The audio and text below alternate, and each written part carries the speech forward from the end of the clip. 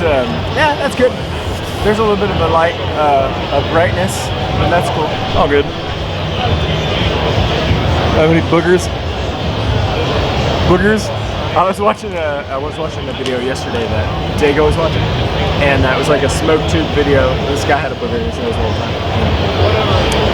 Boogers are an underrated thing. You know, it's kind of like duct tape. They serve a lot of purposes. You don't really just have to stick it to something. You know, you don't have to rip it out and stick it to something. You can build shit out of that. It's a resource. I'm not responding because I don't want to be in this outtake video. Fair enough. With that, ladies and gentlemen, we have Growmau5 for an Urban Farmer exclusive interview, naked in the face. This is all me. Growmau5, I know a lot of people have been watching you over the years and have just wondered what the heck you look like. Why now? Why is it time now? What's happening in your life where you just need to come out with it? Say, this is me, take it or leave it. Well, since you asked, this is kind of something I've been waiting to tell everybody, but I'm moving from where I am now, out of state, and the laws in the new state are going to be a lot more forgiving, and so yeah, that's why, you know. Are you willing to say where you're moving to? I want to hold off. I want to make sure, you know, I have a place to live and all that good stuff before that would just be... in a box at 7-Eleven? Yeah, it's like when you tell everybody you just broke up with your girlfriend, and then they all start calling her a bitch, and then 2 days later you get back with her, and then you hate them all, so... We'll wait. Right on. Now, you're such an interesting guy with all your ingenuity. I'm kind of wondering, how did you get into weed in the first place? How did I get into weed? How did you get into weed in the first place? What was your first time smoking? The cute girls in my middle school, they had weed. They wanted to smoke weed, and so to hang out with the cute girls, you know, we had to hang out in the circle, and they were smoking weed. So I was like, okay, yeah, I'll try it. You know, I want to be cool. Kind of peer pressure, I guess. And tried it, loved it first time. Yeah. Were you smoking out of a joint? Or? It was a little wooden pipe, like from Grandma's wooden pipe. There you go. And it was all Mexican brickweed. You know, it came in saran wrap. You'd take a chisel, it was so compact. Absolutely. Now, how did you get from wooden chisel-packed pipes from Grandma's house to building all-star cob lights, being a master cannabis engineer, growing the fire? How did all this? You could have worked at NASA. You could have worked at Northrop Grumman. You could have worked at any of these, Samsung, Sony, you name it. Why cannabis? Why Growmau5? Because growing weed doesn't require a resume. You know, you just do it. Not yet. Well, not yet, right? But you just do it. You know, you do it. You photograph it. You film it. Show other people if they like it. You know, that's your resume. And so when I got to college, I was able to set up my first grow room. Just all the technology, all the cool hydroponic stuff, it just really appealed to me. It's just like got bit by that bug of just setups and technology and configurations. And so when LEDs came along and they actually got good enough to, you know, grow a plant and grow bud, I started messing with them. You know, I was like, everything's so expensive, there has to be like a cheaper way. You know? Yeah. The technology, the practice of growing it, those are great external factors, but it still doesn't account for the level that you're on. There's still more to this that I'm going to get into. Is what in your personal, what inside Growmau5, what does cannabis do inside Growmau5 that's positive? What's it doing? Why, let's say you weren't even into this LED business or you didn't know anything about technology, you would still smoke. It's doing something to your quality of life or to your psyche or your personality. What's it doing on the inside? Well, I've worked a lot of places, I've done a lot of things. I worked a little bit of construction and I fell off a ladder, damaged my tailbone. So it really helps me go to sleep. It helps me get through long car rides, plane rides, stuff like that where I'm gonna be seated for a very long time. I couldn't live without it. I mean, so that's just the life-changing reason right there. I don't really talk about that kind of stuff that much. Hey, there might be somebody out there in the same boat. You never know. Yeah. But there is only one Growmau5. Now, how he's had a brain fart. Cannabis. I'm farting? No, I'm not farting. My brain's farting. I'm having. Were those tiny hands? I didn't know what to do with my hands. Okay. Continue. Have you personally seen somebody else be dramatically helped by cannabis in some way?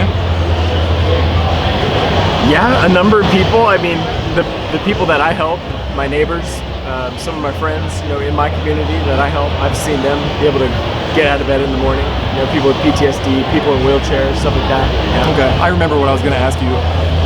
When you talk to when talking with you, Growmau5, and watching you interact with other people, it's very obvious your intelligence level. It's one of the first things that jumps out, you know, when interacting with you. With that, there's a common misconception out there that marijuana is supposed to make you stupid or make you, you know, dumb. If you're an A student, you smoke a joint, you're an F student. That's now. I was never an A student. Some of us didn't like to read until after college, right? Yeah. How would you describe weed as something that degrades your intellect or enhances it? Well, I mean, when I try to remember shit after I've smoked, a little bit of short-term memory loss might be true. I think we can all agree about that. But no, man, I mean, I went to college, I got a degree, I smoked weed the whole time, I grew weed the whole fucking time. I hooked people up with weed the whole time I was in college, all 6 years. You know what they call people that went to college for 6 years, right? Urban farmers? Doctors.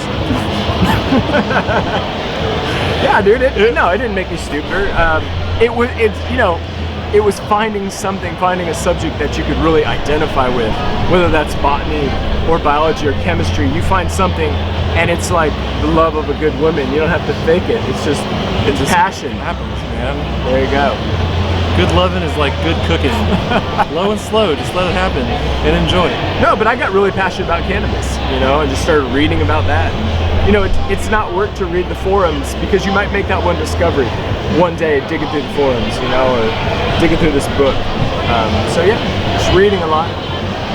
If you had one message to give to people on the outside looking in about cannabis, they're just normal everyday folks that don't use cannabis. They see the laws changing and their interests are you know, they're piqued. They want to know what's going on. What's one piece of advice that you have to new folks that want to either get into the growing side, the medicinal side, or maybe even the recreational side? Because you phrased the question that way and you said outsiders looking in, I feel like those kind of people would respond to graphs and data, and I'm Growmau5, so I love that kind of shit. Show them the stats. Show them how many people died of DWIs versus how many people died from smoking weed. Right, You know? exactly. Show them all the kids with seizures that are on YouTube and CNN, all over every media outlet, showing, you know, they use some cannabis oil, CBD oil, and they stop having seizures. I mean, show them that kind of stuff. Yeah, some people definitely are numbers people. You're totally a data guy. So And show them the tax revenue. Oh yeah, exactly. You know, that's one of my biggest peeves. I've been to a couple council meetings for different cities where they kind of bat the idea back and forth of opening up, you know, recreational marijuana or medical marijuana and adjusting the moratoriums to have it available in the city. The amount of tax revenue never comes to the table in data form. It's always like, oh, and if we legalized it, we would have so much money. You know, mathematicians don't use words like, you know, so much or fast or slow. It's very quantitative, and that's something that's lacking on our legislative level, at least where I come from. And that's a void that you could fill beautifully. You're a total numbers guy. So knowing what I know about you, I would like to practice my numbers. So let's give this a shot here. Okay. On a scale of 1 to 10, how funny are you? 7.5. Yeah, so 7.5, you know, see, and what's the margin of error we're working with here? Plus or minus 0.5 is the margin of error, yeah. So you could potentially be a 6 point, or a 7. Could be Oh, 7, yeah. That's see, still passing though. That's still passing. Not everything hits, guys, not everything hits. C means degree, so does D. All the jokes don't hit. They don't all hit. All right, let's see, what else can we ask the great Maybe that soundboard, if I get the soundboard going, that might get me up to an 8. You know, the soundboard, I think you do a really good job with it. Minnesota Nice on the Weed Nerd does a really good job with the soundboard too. He's up the effects. I understand where Dago's coming from. Very easily, you know, overdone. But but you know when and where to do it. And that's just the strategy with life in general, isn't it? When and where to do it. Timing. Moderation. Moderation and timing. You know, you don't want to go too fast and just leave it all out there and you know, right there on the kitchen table? That's what I did the first show at the soundboard. I played them all and then I had nothing left. So. Right. Thank God for editing equipment. Yeah. Yeah. I should have brought us out a joint. I didn't. You should have. I gave my it's me. Dave came over. And he's like, hey, and I gave him a joint. Fucking Dave. Hi, Dave. All right, Growmouse. What does Growmouse like to eat when he's super stoned? Do you get the munchies? Yes, cheese and cheese products. Yeah, I'm a big cheese guy too. Do you like the Wisconsin cheddar? The cheddar, the provolone. When I went to have dinner with Dago, we ordered every kind of cheese possible in the menu. Have you ever cooked with cannabis? I have cooked with cannabis, mostly dessert stuff, you know. What kind of desserts do you make? What do they call those? Brookies? Kazookies? Not a kazuki, a brookie, right? It's a brownie and a cookie, a brookie. Make some sweet brookies. And then you infuse cannabis into the brownie? Yeah, cannabis butter. Okay. Now, real quick, how do you make that cannabis butter? I hear you have to like mix it up with some butter, heat it up, but not too hot. Yeah. We use cheesecloth and mesh strainers and just heat it up about, I forget what it was, crock pot, you know? So they cook in the crock pot and strain it out. Now, if you had $10 million, however much money, whatever your number is for straight retirement. Okay. Let's just say you have it. Let's just say I cut you a check right now for that amount of money. Would you still grow? Yeah. Oh, absolutely. Absolutely.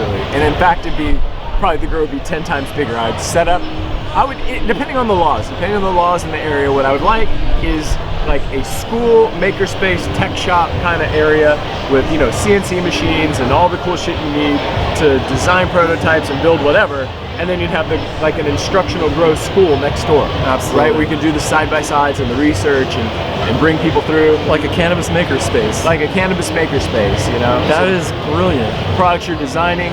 And then, you know, what it could be is it could be like free to anyone, and then the makerspace gets a small portion of that company should it hit, right? Well, heck, then anybody can go in and start making their lights. Sure. Lights, you know, little gizmos for hydro trays, whatever, drain trays, ebb and flow systems, top deep. So we've been surfing the good waves a little bit. Yep. Now I want to dive deep. I want to dive deep. I want to know what really makes Growmouse tick.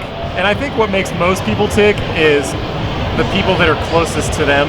So I want to ask you a little bit about your family, if that's okay. Yeah, I can answer a little bit. Are you the only Growmouse by your parents, or do you have siblings? There's a Growmau5. That's my brother. Actually, he would be 6, so he's younger. Okay. Younger brother, yeah, the younger brother. Really into, he's a music producer. He's really into vintage synthesizers and keyboards. Right, all the Roland 101, 202, 808, all that stuff. Yeah. So you got a younger brother, and obviously a set of parents. Yep. Does your family know who Growmouse is? No, they do not. And it's just one of those things that, like, everything's happened so fast with this channel that I couldn't even see myself trying to keep it a secret from my parents. Like, that it would be big enough to where I'd have to tell them, because I thought, well, why would they need to know? It's just like 3,000 or 4,000 people on YouTube. But now that it's grown, I'll have to tell them sooner or later. Do you come from a religious family? Somewhat, yeah. So, if you were to break the news to your family or come out of the cannabis closet, if you will, how do you think you would do that? And what do you think your reaction would be? But more specifically, who would be the first person that you approached? Oh, well, I mean, my brother knew that I grew in college, you know, so he was cool, and that wouldn't be a problem there. Probably my mom or something like that. She's had cancer. She's had to go through breast cancer, so she's definitely experimented with some of the CBD extracts and things like that, her recovery. So she'd be cool. My dad'd be cool. Wouldn't be a big deal.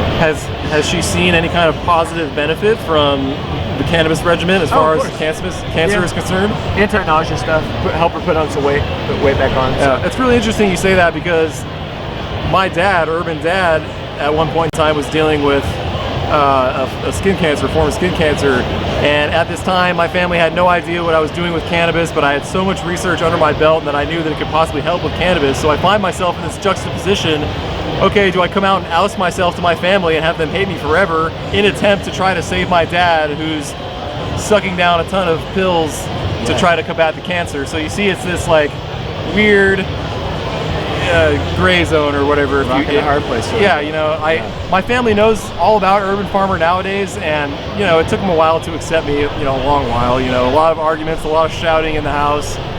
You know, just look at my research. You know, just kind of stuff like that. And I come from a religious family too, and my parents on top of that are very old school, military, religious, and it was very hard. And in a lot of places in my family to this day, I'm not accepted. You know, my brother and my sister won't speak to me, and I'm not necessarily on the best of terms. They kind of think I'm just a stoner burnout. I'm not really willing to even entertain the idea of listening to who or what Urban Farmer is.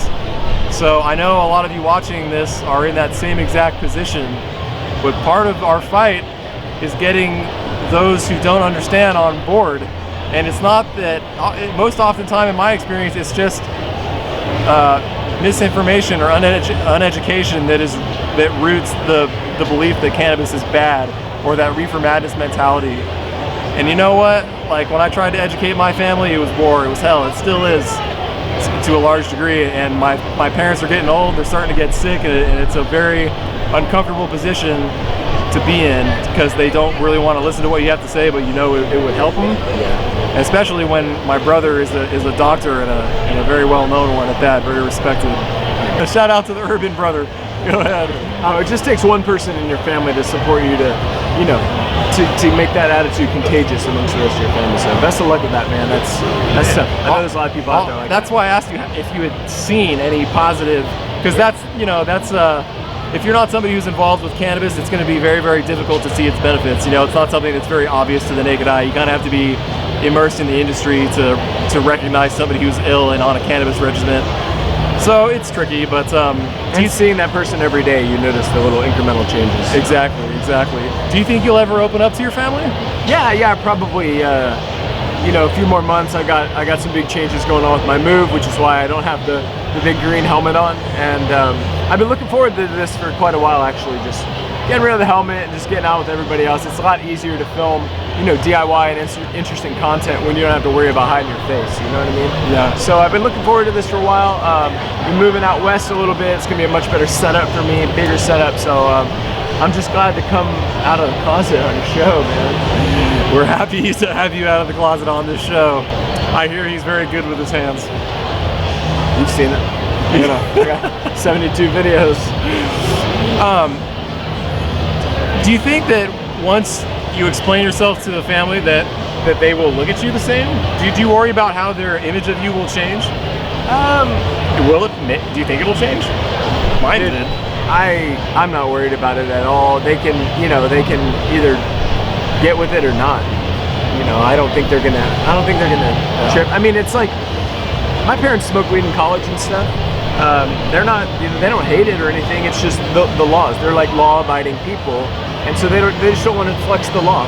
And I think that if I'm in a situation where I'm legal under state, local laws, I'm compliant with all that, I don't think they'll have any problem whatsoever. Right on. Well, Growmau5, it's been a pleasure talking to you. I just want to ask you one last question. I know you've got a ton of goals, man. That's obvious. I think you have a grand goal that all of these smaller goals sort of feed into.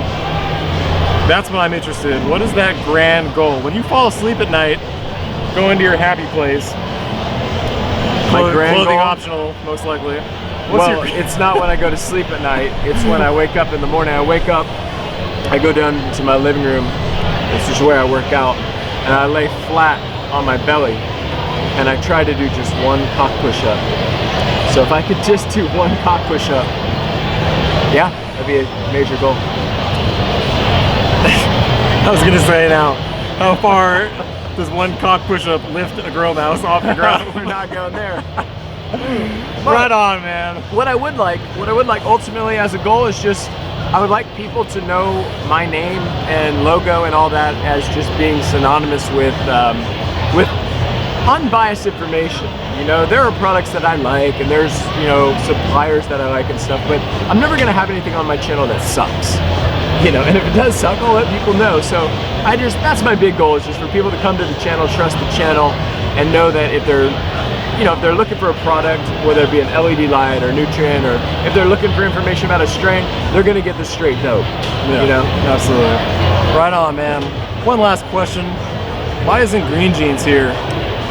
Well, you know, Green Jean's from this area, so he's been here. I think it was just one of those kind of deals where, you know, he could drive up here for 2 days to hang out where he grew up or whatever, or, you know, skip this one.